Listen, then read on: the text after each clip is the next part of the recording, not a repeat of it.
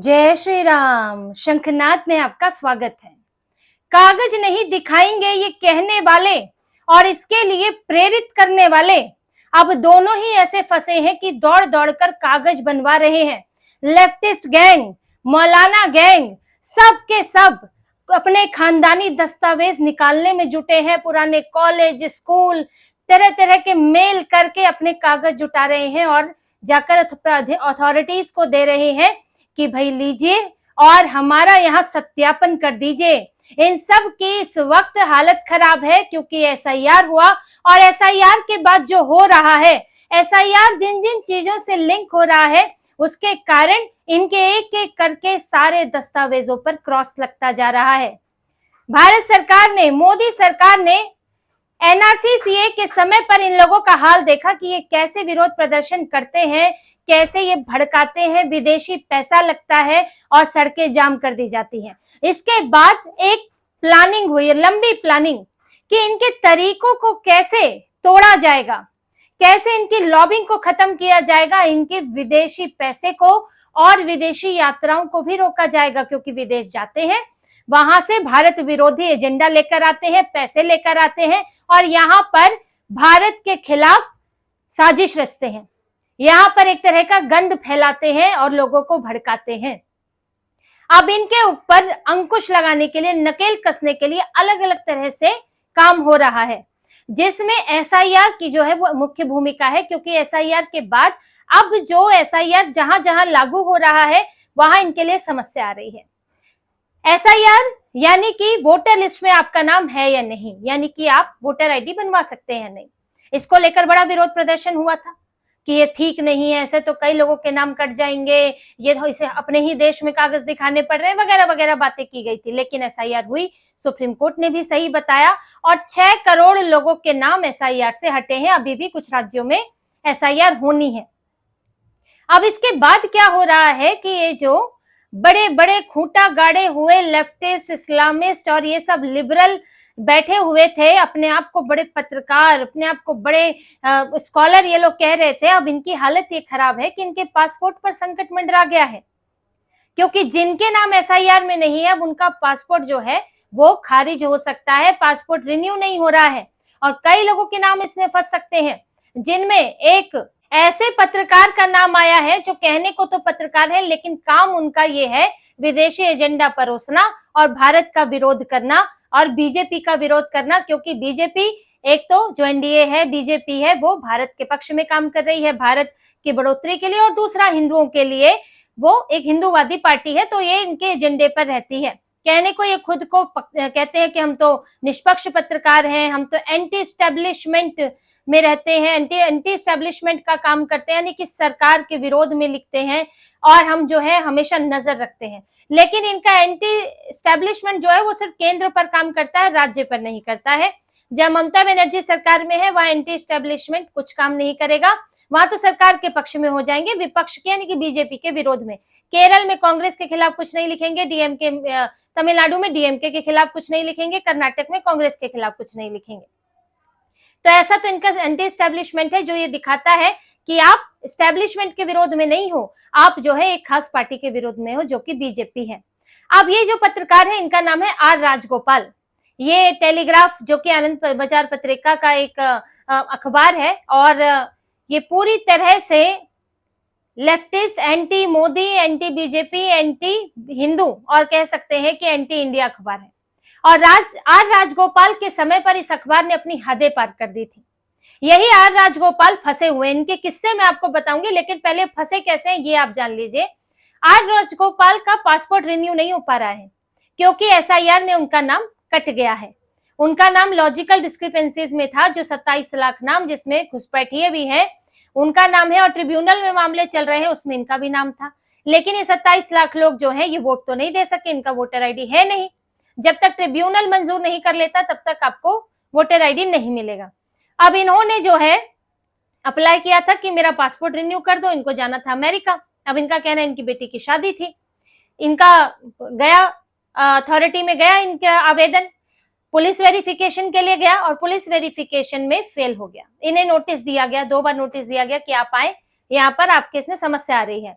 अब 2 बार के नोटिस के बाद ये गए, इन्हें बताया गया कि भाई आपका वोटर आईडी नहीं है और आप एलिजिबल भी, वोट देने के लिए एलिजिबल भी नहीं है और वोटर आईडी आपका नहीं है, तो आपके यहाँ पर पासपोर्ट के लिए जो जरूरी दस्तावेज है वो पूरे नहीं हो रहे हैं। अब इन्होंने कुछ एक दस्तावेज लाके दिए, क्योंकि देखिए वोटर लिस्ट में आपका नाम तब आया था, एसआईआर में तब आ सकता है जब आपका, या तो आप 2002 में आपने वोट दिया हो या आपके माता पिता ने दिया हो, वो भी पूरे देश में किसी भी राज्य में। अब 2002 की लिस्ट में इनका उससे लिंक नहीं हो पाया, तो ये जो इन्होंने दस्तावेज दिए वो भी पर्याप्त नहीं थे, लॉजिकल डिस्क्रिपेंसीज पाई गई, खारिज हो गया। अब ये जब यहाँ पर कोलकाता में इनको पुलिस ने बुलाया और बताया तो फंस गए। फिर भी कोशिश करते रहे, फिर आखिरी में पासपोर्ट अथॉरिटी की तरफ से इनके पास फोन आया और इनको कहा गया कि भाई कोलकाता पुलिस ने आपका जो है वेरिफिकेशन नेगेटिव किया है और ये बताया है कि वोटर आईडी में आपका नहीं है, और जो चुनाव आयोग की तरफ से जहां वोटर वेरिफिकेशन होता है वहां से आपका जो है आपके दस्तावेज नहीं मिल रहे हैं, तो आपका पासपोर्ट नहीं बन सकता। देखिए पासपोर्ट के लिए कई दस्तावेज जरूरी है, आधार भी चाहिए, वोटर आईडी भी चाहिए, पुलिस वेरिफिकेशन में यही सब चीजें भी देखी जाती हैं, उसके बाद पासपोर्ट बनता है। और आपका क्या ट्रैक रिकॉर्ड रहा है, आपके ऊपर कोई केसेस होंगे तो वो सब भी देखे जाते हैं। अगर कोई एक दस्तावेज नहीं होगा तो आप संदेह के घेरे में आ जाते हैं। अब इनको पहले एसआईआर में क्लियर कराना पड़ेगा। अब ये अपने पिताजी के दस्तावेज, अपनी माताजी के दस्तावेज खोज रहे हैं और साथ में भर भर के लेख भी लिख रहे हैं, सोशल मीडिया पर भी जुटे हुए हैं कि देखो ऐसा हो रहा है, मेरे साथ ऐसा हो रहा है, मैं तो एक बड़ा पत्रकार हूं, तो फिर दूसरों के साथ कैसा हो रहा होगा। भाई जो भी है, अगर आपके पास वोटर आईडी नहीं है, जो एक दस्तावेज जरूरी होता है, तो आपको पासपोर्ट नहीं मिलेगा, क्योंकि पूरा संदेह है कि फिर आप बाहरी हैं, भारत के नहीं है, तो संदेह पर भी नहीं मिलेगा। आप खुद को साबित कीजिए। लेकिन लोग को तो आदत है कि ये तो प्रिविलेज वाले हैं, कांग्रेस के समय पर इनके लिए तो एविएशन मिनिस्टर जो है वो सीधे सीधे इनको पासपोर्ट दे दे, कांग्रेस ने तो ऐसे पाल के रखे हैं। तभी तो कांग्रेस में केरल के सीएम वीडी सतीशन कह रहे हैं कि चुनाव आयोग को देखना चाहिए और इस मामले पे उनका पासपोर्ट इश्यू करना चाहिए, उनको जो है सपोर्ट करना चाहिए। कांग्रेस के ही एक और नेता विवेक तनखा, वो कह रहे हैं कि ऐसे कैसे होगा, मेरा ही मैट्रिकुलेशन का जो दस्तावेज है वो बार काउंसिल में जमा है, मुझसे कोई मांगेगा तो मैं कैसे दूंगा, आपको देना पड़ेगा, ये नियम कहता है। जब दूसरे लोग दे रहे हैं तो आपको क्यों नहीं देना पड़ेगा? आप अलग है क्या? आपको ज्यादा प्रिविलेज हासिल है? तो इनकी अब मुसीबत ये हो गई है कि इनको सारे नियम कानूनों का पालन करना पड़ेगा और उसमें ये लोग खरे नहीं उतर रहे हैं। अभी आर राजगोपाल के भी आप इनके किस्से सुन लीजिए। ये टेलीग्राफ के जब संपादक थे 2016 से 2023 के बीच, तो इन्होंने क्या क्या छापा कि इनको प्रेस काउंसिल ऑफ इंडिया से भी नोटिस आ गया। ये अपने आप को जो निष्पक्ष पत्रकार कहते हैं। जब पूर्व सीजेआई रंजन गोगोई, उन्होंने अपना कार्यकाल खत्म होने के बाद उन्होंने राज्यसभा से वो गए और राज्यसभा में शामिल हुए, तब इन्होंने ऐसा सवाल उठाया, ऐसा लगा कि कितना घोर पाप हो गया है और जुडिशरी में जैसे कितना करप्शन हो गया है, जबकि ऐसा पहली बार तो नहीं हो रहा था। ऊपर से इन्होंने राष्ट्रपति को भी घसीट लिया और उस वक्त रामनाथ कोविंद जो है राष्ट्रपति थे। अब इन्होंने लिखा कि Kovind not Covid did it, यानी कि रंजन गोगोई को वहां भेजने वाले में जुडिशरी कॉम्प्रोमाइज करने में एक तरह से इनका कहना था कोविड नहीं, कोविंद जिम्मेदार है। अब प्रेस काउंसिल ऑफ इंडिया ने, जो कि जो है पत्रकार एक तरह से सभी मीडिया संस्थानों की या पत्रकारों की एक संस्था है, उन्होंने इन्हें एक लेटर भेजा, नोटिस भेजा, शो कॉज नोटिस, और उनसे कहा कि ये एक पत्रकारिता के अनुसार आपने आचरण नहीं किया है, ये कोई निष्पक्ष पत्रकारिता नहीं है। आप राष्ट्र के प्रथम नागरिक के खिलाफ इस तरह से उन्हें अपमान नहीं कर सकते हैं, मजाक नहीं उड़ा सकते हैं, आपके लिखने का कोई तरीका होना चाहिए। तब भी इन्हें डांट पड़ी थी। फिर इन्होंने स्मृति ईरानी का एक विवाद, स्मृति ईरानी का विवाद नहीं था, मामला था रोहित वेमुला वाले मामले का। उसके बाद स्मृति ईरानी ने साफ तौर पर लेफ्टिस्ट गैंग को लेकर कहा था कि इन्होंने यूनिवर्सिटीज में इस तरह का माहौल बना दिया है और ये माहौल जो है एंटी इंडिया भी होता जा रहा है। तब इन्होंने एंटी इंडिया की जगह एंटी नेशनल होता जा रहा है कहा था, तब इन्होंने एंटी नेशनल की जगह एंटी नेशनल लिखा था। ये इन्हीं के कार्यकाल के दौरान टेलीग्राफ में इस तरह की ऊट पटांग फूहड़ पत्रकारिता हुई, जिसे कह सकते हैं ये पत्रकारिता नहीं है, फूहड़ पत्रकारिता है, मजाक है पत्रकारिता का। आलोचना आप कर सकते हैं लेकिन उसके लिए सही शब्दों का इस्तेमाल जरूरी होता है। तो ये तो इस तरह के पत्रकार हैं। इन लोगों को लगता था कि हम तो सरकार से भी ऊपर हैं। ये उसी तरह के लोग हैं जो कि खान मार्केट गैंग वाले, एलीट क्लास वाले, जिन्हें तो सबसे पहले तो समस्या ये होती है कि एक सामान्य आदमी, पीएम मोदी जैसे सामान्य घर का आदमी जो है प्रधानमंत्री बन गया और यहाँ राहुल गांधी जैसा युवराज कुछ नहीं कर पा रहा है, तो इनकी तो पहले एलीट क्लास वाले, उनका जो अहम है उसको ठेस पहुंचती है। तो लेकिन नियम कानून तो सबके बराबर होते हैं और सरकार ने भी ठान लिया है कि इनको घेरना है, एक एक करके कड़ियां तोड़नी है। इसमें तो अभी और निपटेंगे जिन जिन का एसआईआर में नाम गायब है। और सिर्फ एसआईआर यहां तक नहीं रहेगी, ये तो एनआरसी की भी बात है। एसआईआर अभी एनआरसी से भी जुड़ेगी और अभी तो आधार कार्ड से भी जुड़ेगी, आधार कार्ड भी कैंसिल होंगे, घुसपैठियों को भी समस्या आएगी, क्योंकि ये तो फ्री का राशन और फ्री की चीजें यहाँ पर फ्री का घर ही ले रहे हैं, तो फिर क्या कहें। तो ये सब जुड़ने वाला है। अब इसी में से देखिए असदुद्दीन ओवैसी एसआईआर के लिए अपने दस्तावेज लेकर पहुंच रहे हैं। ये लोग जो कह रहे थे कागज नहीं दिखाएंगे, वो खुद पहुंचे हुए हैं। अब अपने ही लोगों को तुमने बेवकूफ बनाया कि उन्होंने कहा हम तो कागज नहीं दिखाएंगे, समय रहते अपने कागज इकट्ठे नहीं किए और यहाँ पर ओवैसी के कहने पर आ गए, ओवैसी खुद अपने कागज लेके चले गए। तो इन सबकी हालत खराब है, कागज दिखाने पड़ रहे हैं। ऊपर से जो दूसरे तरीके इनके लिए अभी तो देखिए बहुत सी चीजें इंतजार कर रही हैं। डिलिमिटेशन, इन लोगों ने जो किलेबंदी की हुई है, इस्लामिक किलेबंदी की, कुछ एक इलाके ऐसे बना दिए हैं, यहाँ तक कि लोकसभा क्षेत्र पूरे के पूरे जहां पर कोई किसी और धर्म का उम्मीदवार जीत ही नहीं सकता, हिंदू हो, सिख हो, बौद्ध, जैन, कोई भी नहीं जीत सकता, सिर्फ मुसलमान जीतेगा।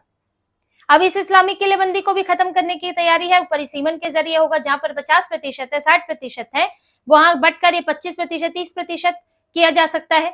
तो परिसीमन के जरिए भी इस ताकत को कमजोर करने की कोशिश है, जो कि भारत की डेमोक्रेसी पर कब्जा करना चाहते हैं।